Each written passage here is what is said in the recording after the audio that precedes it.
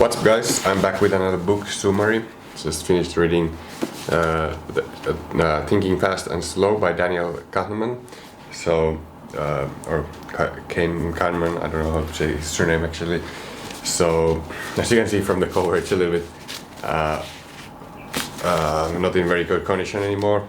I've been traveling with this book a while. I started this actually last summer already.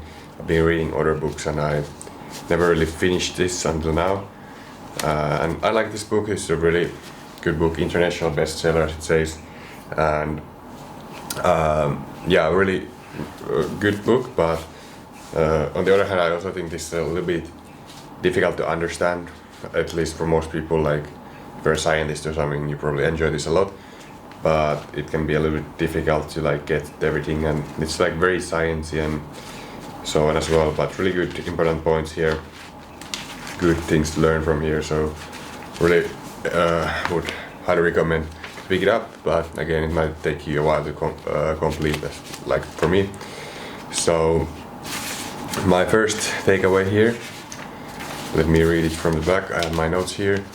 The first thing that I took from here, or like number one takeaway, is five best ideas from this book, and this number one I think is the overconfidence part, that he talks about that we are naturally overconfident, so we think that our like possibilities and like the future prospects for us are like better than they actually are. Basically like this over optimism or over positivity about like, because we kind of want to things go right, so we kind of are overly optimistic about, let's say, about a business's prospects. If an entrepreneur starts a business, I don't remember the exact statistic, I don't think I wrote it down, but most entrepreneurs who start a business think that their business is going to succeed, and some are like absolutely certain about that, but it's not the case. Most businesses fail, and that's the challenge, is like with like thinking that you are not over optimistic, that you don't underestimate the effort. Like, for example, a business owner. I am a business owner, so for example, for me it is really important that I don't forget how much effort it actually takes to make it as a business owner. So being over optimistic, people literally think that okay, it's going to go well, this business is going to succeed and everything, so they underestimate the effort and they don't put in enough action, and that's one of the problems actually why most businesses fail, is probably the execution, that they don't that underestimate what it actually takes. Same thing in everything else, like marriages as well. People think that marriages, when they get married, like they will be happy forever after together, but most marriages, like 60% of marriages fail, and nobody takes that into consideration when they get married. They think that they are different, they're overly optimistic, they don't look at the odds of 40% only succeeding and 60% of marriages failing. Second point is that, let me see. The second note here is just that realizing that marriage is more likely to make you less happy than more happy, so the statistics are kind of against you. So I don't know if it's actually a good idea to get married.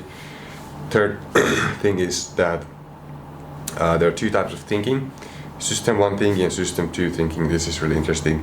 So system one is like this conscious system, and system two is unconscious patterns. So you can kind of affect system two with like system one. So system one, you can kind of control your you can consciously start changing your behaviors. If you don't like, for example, some behavior about yourself and you want to change it, system one, you can like consciously change that behavior, that habit. But then system two is like this automatic patterns that you don't really even think about it, the habits and behaviors and everything. So next point is that self-control actually depletes willpower. Different topic, he talks about many topics here. So the psychology of willpower, that self-control actually depletes your willpower and your glucose levels, so that actually makes you perform worse later. So when you deplete your willpower, then later you cannot focus that well, you don't have as much discipline, you don't have as much clarity. And then fifth is that what precedes an event primes our mind to act in certain ways after it. So this priming bias. Also, he talks about biases here mostly. So this is one bias, is this priming thing, like what happens before affects like the next event. Like for example, if you see a really attractive person and then you see someone who is like average looking, then that person looks even less attractive because you just saw a really attractive person. Or if you're drinking hot coffee instead of cold coffee, I learned that from one book, is that when you drink hot coffee, you perceive people as warmer, and then when you drink something cold, you perceive people as colder. So that's also very interesting. So yeah, really interesting. This talks a lot about like these biases, and it's really important to understand these. Also very fascinating just to learn about them, but also to understand how your brain works, so you can kind of avoid these things like overconfidence and then like these biases like priming and all these things that affect your thinking and actions. So definitely recommend picking it up. Thanks so much for watching. That's it.